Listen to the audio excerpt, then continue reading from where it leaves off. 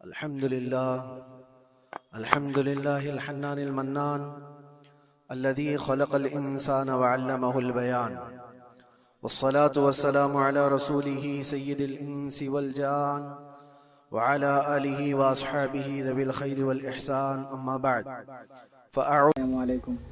आप सब खैरियत से हैं? इस बयान को ज़रूर सुने, आप सब पूरी बयान सुने।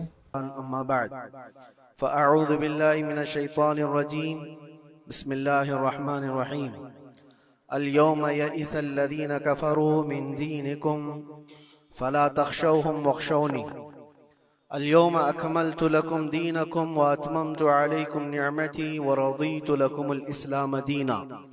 सदक़ल्लाहु मौलाना अज़ीम। बारगाह रिसालत मुआब सल्लल्लाहु अलैहि वसल्लम में दुरूद पाक का हदिया पेश करें। अल्लाहुम्मा सल्लि अला सय्यिदिना व मौलाना मुहम्मदिन मअदनिल जूदि वल करम व आलिहि व अस्हाबिहिल किराम व इब्निहिल करीम व बारिक व सल्लिम सलातन दाइमतन सरमदन अबदा। आज 9वीं ज़िलहिज्जा है, जिसको यौम अरफा कहा जाता है। आज के दिन कुरान अजीम की सबसे आखिरी आयत नाजिल हुई। कुरान आज मुकम्मल हो चुका था। अल्लाह के नबी सल्लल्लाहु तआला अलैहि वसल्लम आखिरी हज फरमा रहे थे, जिसको हज्जतुल विदा कहा जाता है। हुजूर पाक सल्लल्लाहु तआला अलैहि वसल्लम हज के दौरान थे और अरफा का दिन था, और इत्तेफाक ऐसे कि अरफा का दिन वो भी जुम्मा का ही था। जैसे आज हम यौम अरफा जुम्मा के दिन मना रहे हैं, यह हसीन मुनासबत जो है हुजूर पाक सल्लल्लाहु तआला अलैहि वसल्लम के उस हज के साथ भी थी। हुजूर ने जो हज फरमाया वो अरफा का दिन जुम्मा का था, और यह आयत नाजिल हुई अल-यौम यइसल लज़ीना कफ़रू मिन दीनिकुम फ़ला तख़शौहुम वख़शौनी। आज के दिन कुफ़ार और मुशरिकीन काफिर मायूस हो गए, तुम्हारा दीन जो गालिब आने वाला है। अल-यौम अकमलतु लकुम दीनकुम, अल्लाह ताला फरमाते फला तख़शौहुम वख़शौनी, और तुम उनसे न डरो, मुझसे डरो। और आज के दिन मैंने तुम्हारा दीन मुकम्मल कर दिया। व रज़ीतु लकुमुल इस्लाम दीना, और तुम्हें इस्लाम देकर मैं राजी हुआ। इस तरह की बात किसी भी दीनी किताब में पहले की नहीं आई। यहूदियों के बड़े बड़े आलिम ये कहते थे कि अगर ऐसी आयत हमारी किताब में आई होती तो हम उसको ईद का दिन मना लेते, जिसमें अल्लाह ने ये फरमाया हो कि मैंने तुम्हारा दीन कंप्लीट कर दिया, तुम्हारा दीन मुकम्मल हो गया। इसमें कोई चीज बाकी नहीं रही इस दीन के अंदर कि कोई और नबी आएगा और उसको कंप्लीट करेगा। पहले आदम अलैहिस्सलाम से लेकर ईसा अलैहिस्सलाम तक जितने भी नबी आए, उनकी शरीयतें उनके जमाने के लिए खास थी। उनके कुछ उम्मती थे, कुछ इलाके थे, वहां तक के लिए उनकी शरीयत थी, उनके कानून थे, उनके लॉ थे। जो किताब तौरात उतरी वो मूसा अलैहिस्सलाम पर, उनका जमाना खास था। दाऊद अलैहिस्सलाम पर जबूर शरीफ, वो भी जमाना खास था, महदूद लोग थे, सबके ऊपर नहीं थी। ईसा अलैहिस्सलाम पर इंजील उतरी, जिसको बाइबल कहते हैं, ये उनके जमाने के लिए खास थी, एक इलाके के लिए भी खास रही। जहां जहां तक वो लोगों का उसका पैगाम पहुंचता रहा, उन लोगों के लिए थी। लेकिन मोहम्मद रसूलुल्लाह सल्लल्लाहु तआला अलैहि वसल्लम पर जो कुरान उतरा, नबी भी आखिरी और किताब भी आखिरी। इसके बाद किताब तो क्या, अब कोई आयत भी कयामत तक नहीं आने वाली, किसी पर कोई आयत नहीं आने वाली। ये किताब मुकम्मल हुई। लेकिन कुरान पाक के उतरने का भी जो अंदाज है, वो डायरेक्ट हुजूर पाक सल्लल्लाहु तआला अलैहि वसल्लम पर पूरी किताब नहीं उतारी गई। तकरीबन 23 साल लगे। कभी एक आयत आती, कभी 2 आयतें, कभी 5 आयतें। मौके के एतबार से हजरत जिब्राइल अलैहिस्सलाम कुरान की आयतें लेकर उतरते थे और हुजूर पाक सल्लल्लाहु अलैहि वसल्लम को सुनाते थे, जिसको कहते हैं वही उतरना, वही का उतरना। ये कुरान पाक के नाजिल होने का जो प्रोसेस है वो 23 साल लग गए, 23 इयर्स। और 23 साल के बाद कुरान कंप्लीट हुआ। जब हुजूर पाक सल्लल्लाहु अलैहि वसल्लम की उम्र मुबारका 40 साल की थी, उस वक्त कुरान उतरना शुरू हुआ। जब आपकी उम्र मुबारक 63 साल की हुई तो कुरान कंप्लीट हुआ। और कंप्लीट किस दिन हुआ? यौम अरफा, जुमा के दिन, जो आज का दिन था। कुरान मुकम्मल हो गया और आखिरी आयत ये नाजिल हुई। आखिरी आयत ये थी कि अल्लाह फरमाता है, आज के दिन मैंने तुम्हारा दीन मुकम्मल कर दिया और अपनी नियामतें तमाम कर दी और तुम्हें इस्लाम देकर राजी हुआ। एक बड़ी अजीब बात मैं आपको बताऊं, ये अरफा का दिन जो रसूल पाक सल्लल्लाहु अलैहि वसल्लम के हज का था, रिवायत में है तकरीबन 1,20,000 के करीब सहाबा हुजूर के साथ हज कर रहे थे। एक बहुत बड़ा मजमा, उस जमाने में 1,20,000 लोगों का जमा होना। हुजूर पाक सल्लल्लाहु तआला अलैहि वसल्लम के साथ हर जगह, हर इलाके के लोग शामिल हुए और सहाबा वहां पर मौजूद थे। और हुजूर ने एक दस्तूर अता किया, एक कानून अता किया, जो आपका आखिरी खुतबा है, वो पूरी दुनिया के लिए मिसाले राह है।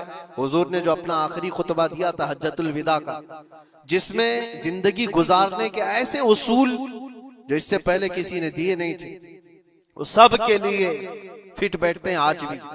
हुजूर ने फरमाया था औरतों के हुकूक पर, बच्चों के हुकूक पर, बूढ़ों के साथ मामलात पर, गुलामों के साथ सुलूक पर, सूद की हुर्मत पर, बहुत सारी ये तमाम चीजों का मजमुआ एक खुतबा था हुजूर का आखिरी खुतबा।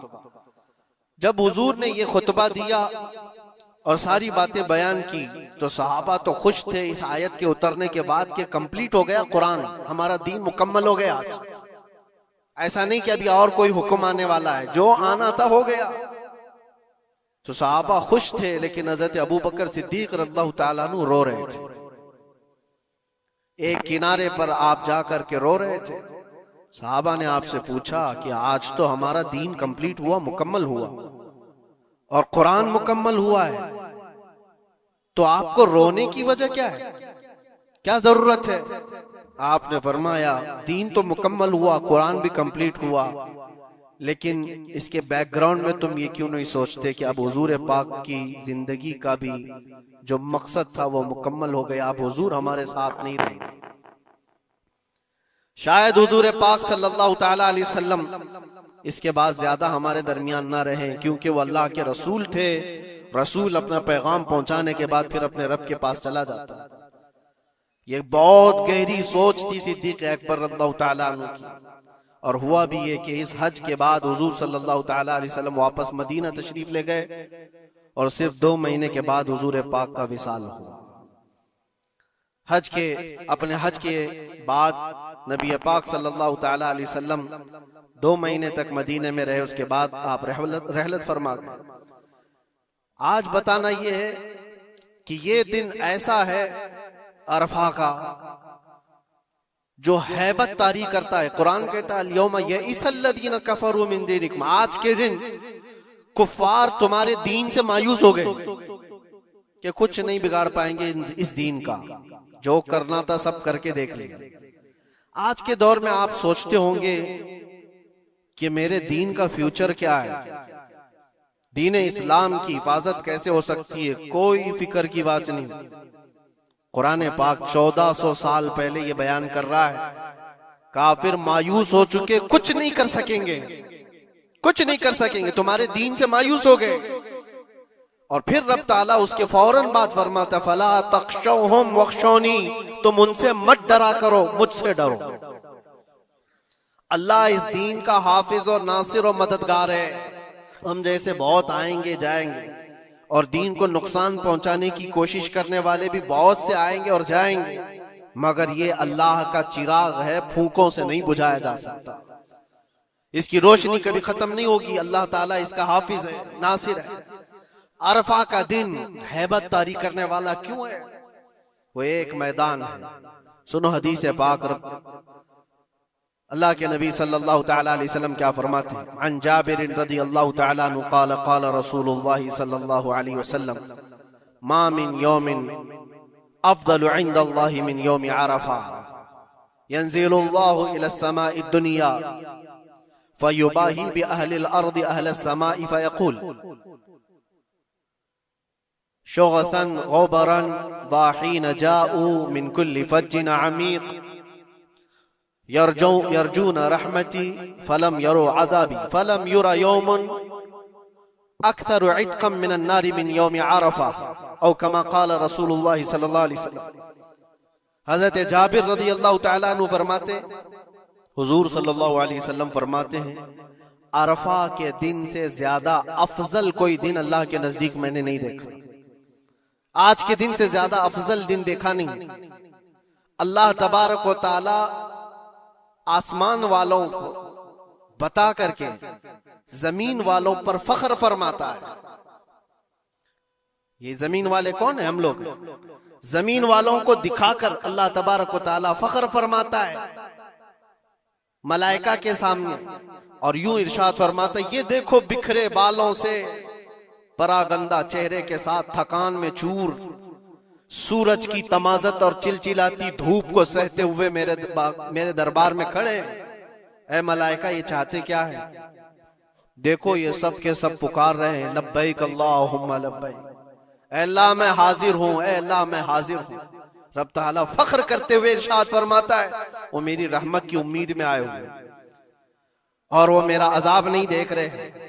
लेकिन ऐ मलाइका, मैंने उनकी इस हाजिरी को कबूल किया और उनको ऐसा पाक कर दिया जैसे वह आज ही अपने माँ के पेट से पैदा हुआ। और हुजूर फरमाते, फलम युरा यौमुन अक्सर इत्कम मिनन नारी मिन यौम अरफा, आज के दिन से ज्यादा जहन्नम से आजाद होने वाला दिन मैंने देखा नहीं। हुजूर फरमाते, आज से ज्यादा। और एक बात हो सकता है आपके भी जहन में ये बात हो, ये अरफा का मैदान मक्का मुकर्रमा में पहले हजारों की तादाद में लोग होते थे, अब लाखों की तादाद में, लाखों की तादाद में लोग वहां पर मौजूद हैं और सबकी बख्शिश का ऐलान हो रहा है। ये पूरे दुनिया वाले जो हम लोग दूर हैं, जो जा ना सके, इनका क्या है?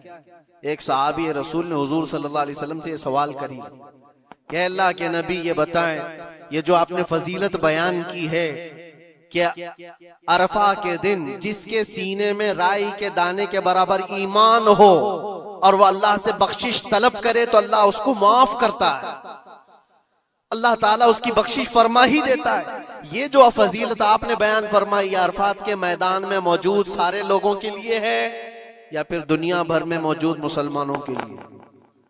उस सहाबी रसूल ने ये सवाल हमारे जानिब से कर लिया होगा।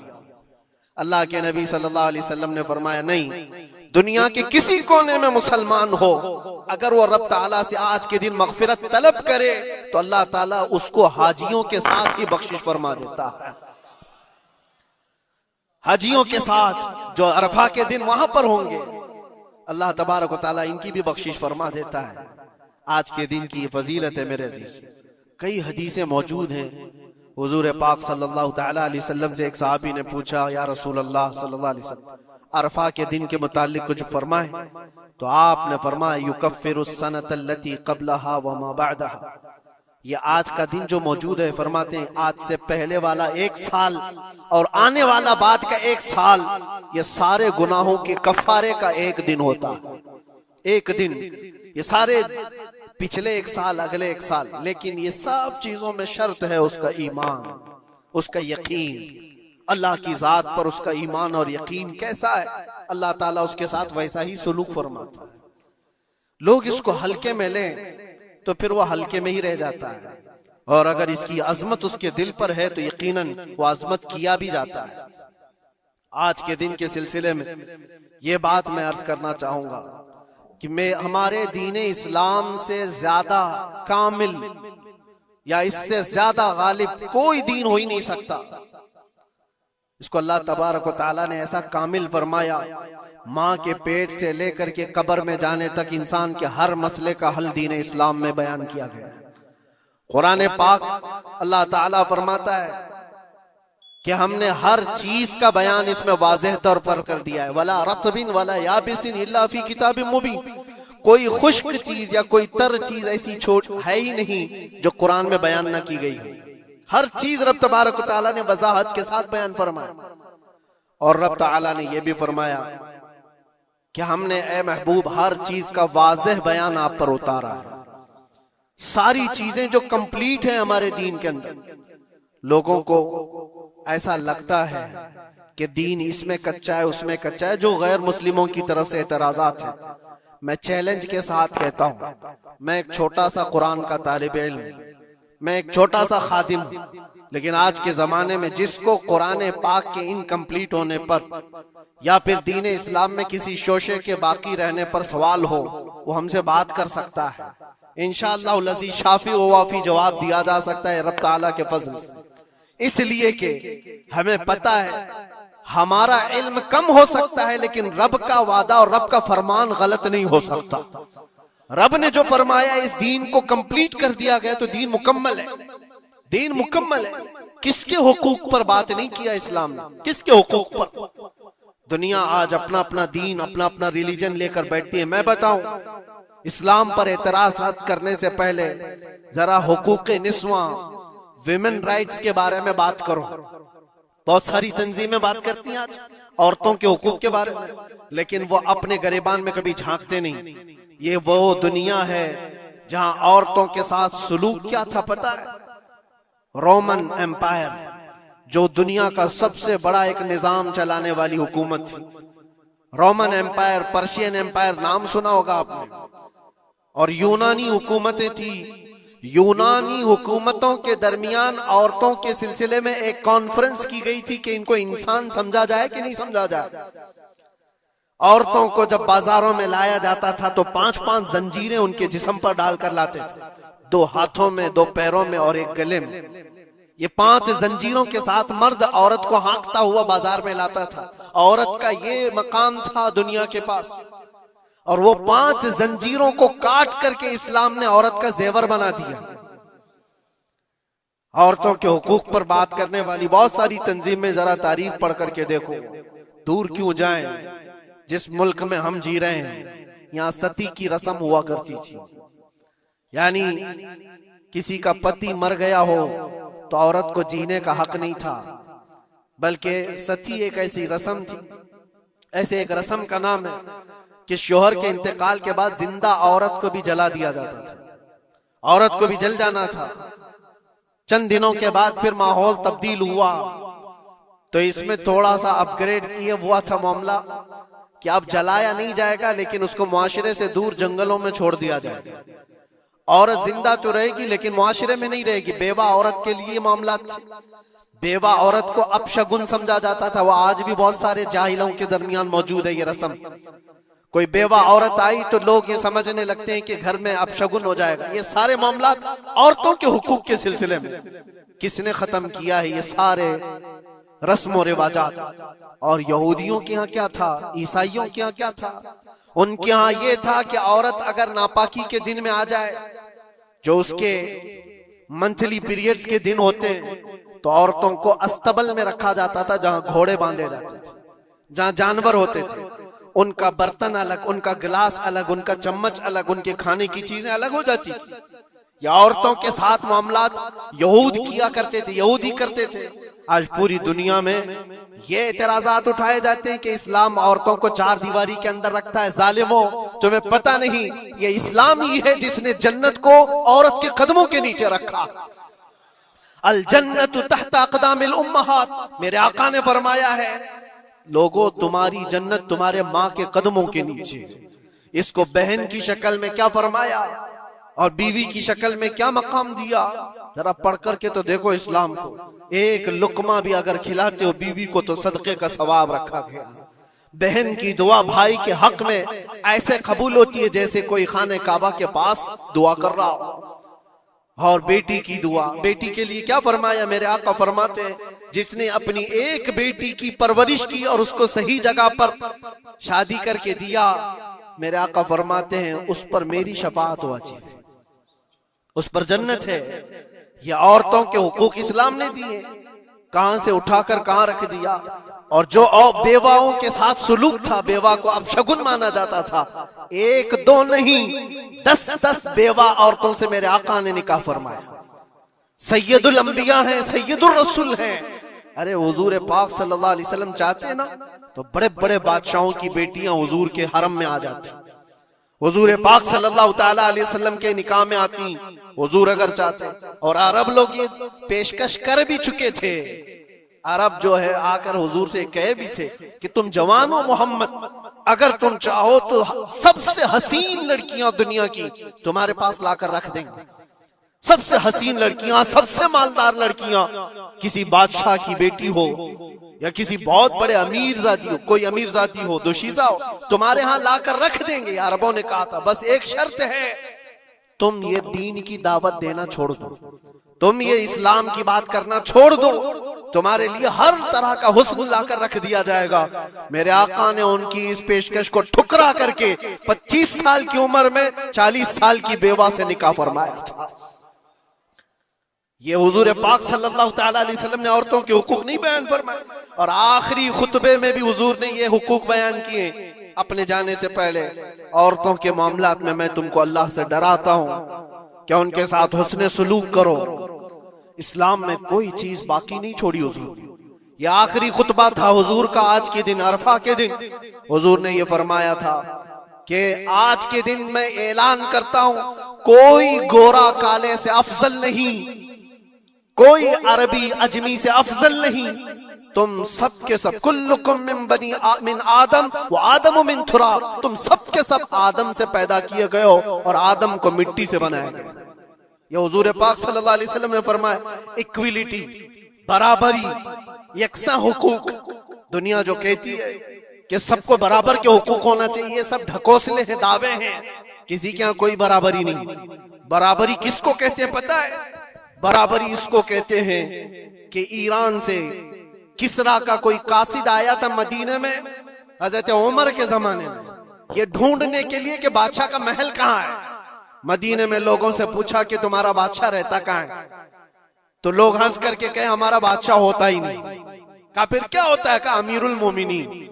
कहा अच्छा वही अमीरुल मोमिनीन, उसका महल कहाँ होता है? फिर लोग हंस पड़े, कहा उसका महल नहीं होता है, उसका महल ही नहीं होता है। कहा फिर कहाँ है? कहा देखो वो पीपल के झाड़ के नीचे सो रहा होगा। ईरान का कासिद आया हुआ है जिनकी पूरी फौज में सरसरी छा जाती थी उमर इब्न खत्ताब के नाम से, वो पीपल के झाड़ के नीचे सो रहा है। वो आया और जाकर के देखा तो एक दरख्त के नीचे हजरत उमर फारूक नंगी पीठ आराम फरमा रहे। बराबरी की बात ये दुनिया करती है, लेकिन कोई इक्विलिटी किसी का नहीं है। हमने बहुत सारे मुल्क देखे, बहुत सारी जगहों पर हमने देखा है अमीरों के लिए अलग कानून है, गरीबों के लिए अलग कानून है। बादशाह का बेटा जुर्म करे तो उसके लिए 100 खून माफ है।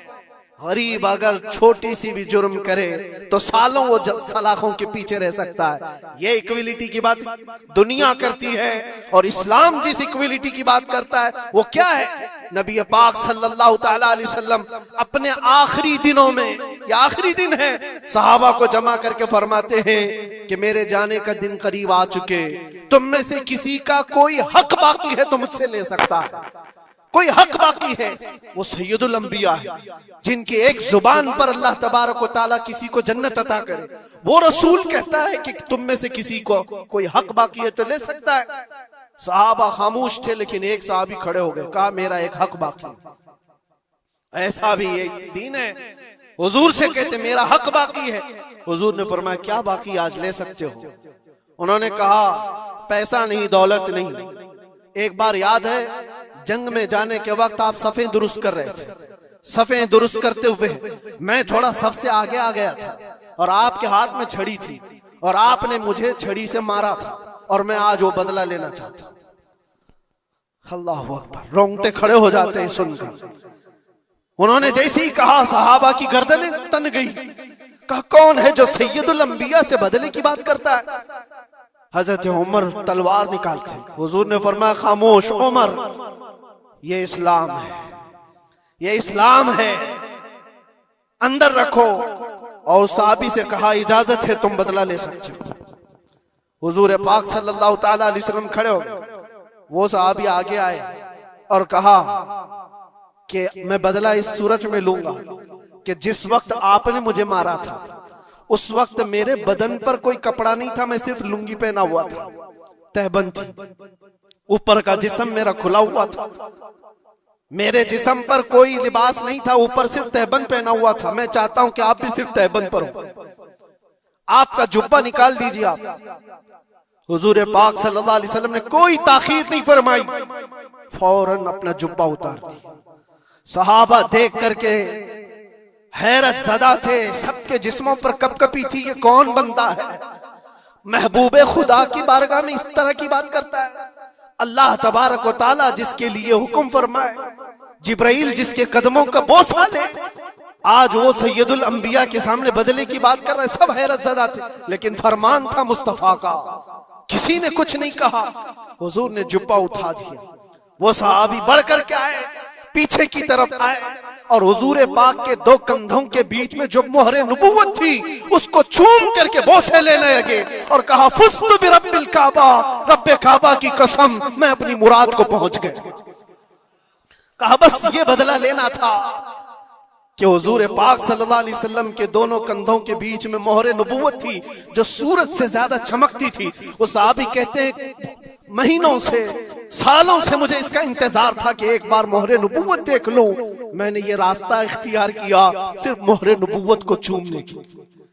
वाकया तो अपनी जगह पर, लेकिन हुजूर सैयदुल अंबिया ने अपने आप को जो पेश फरमाया, बताओ कोई इससे ज्यादा इक्वलिटी की बात कर सकता है? कोई आए जवाब देने के लिए जनता के सामने तो पता चले वो सिर्फ दीन इस्लाम है। आज के दिन हुजूर का ये खुतबा भी था। हुजूर ने फरमाया जाहिलियत की जितनी रस्में थी आज मैं उनको पैरों से रौन देता हूं।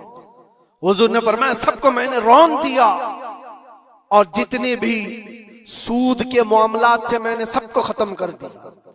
सूद को हुजूर ने हराम फरमाया। मुसलमानों, इस बुरी बला में कभी ना पड़ना, इसलिए कि मैंने अपने मुताले में देखा इससे ज्यादा हिलाकत वाली चीज किसी के बारे में मैंने नहीं सुना।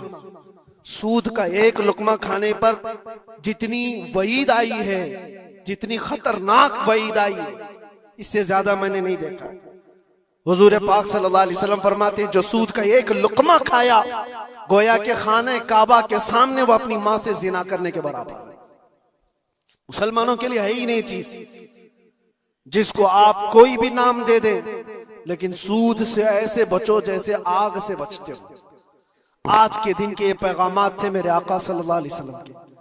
ये खुतबा हज्जतुल विदा का आपको भी चाहिए कि पढ़े और दूसरों तक भी इसको फैलाएं। रब तबारक व तआला ने जो हमारे लिए बशारत अता फरमाई, इससे ज्यादा खुशी का दिन भी कोई नहीं। आज ऐ मुसलमानों फख्र करो, जिस दीन पर तुम हो वो कंप्लीट दीन है, इसमें किसी भी तरह की कोई कमी की गुंजाइश ही नहीं, ला रैब फी, इसमें कोई शक की गुंजाइश नहीं। तुम फख्र करो इस बात पर कि अल्लाह ताला ने तुम्हें दीन इस्लाम में पैदा किया है और आखिरी रसूल की उम्मत में बनाया है। जिस दीन को अल्लाह ने खुद फरमाया कि तुम्हें देकर मैं राजी हुआ, उस दीन में अल्लाह ने तुम्हें पैदा किया। अब बस ये दुआ करते हुए जाओ, ऐ अल्लाह तूने इस इस्लाम में पैदा तो किया है, बस हमारी आखिरी सांसें भी इस्लाम पर अता फरमा। व आखिरु दावाना अनिल हम्दुलिल्लाहि रब्बिल आलमीन। अस्सलाम वालेकुम।